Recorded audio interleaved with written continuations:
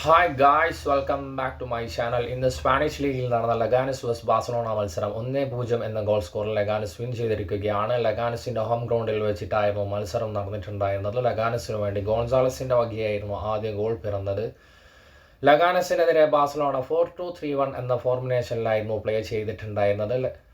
ബാഴ്സലോണയുടെ ആദ്യ 11-ൽ ഇടം നേടിയത് ഗോൾ കീപ്പറായ ചെസ്നിയും ഡിഫൻസിലേക്ക് വരുമ്പോൾ അലിഹാൻഡ്രോ ബാൽഡും, ഇംഗോ മാർട്ടിനസ്,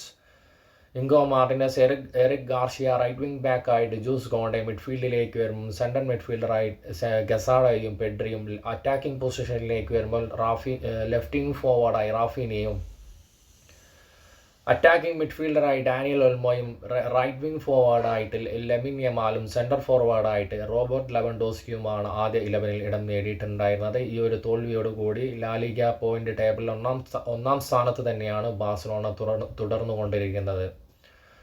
അപ്പോൾ ഗായ്സ്, നെക്സ്റ്റ് വീഡിയോയുമായി വീണ്ടും കാണാം.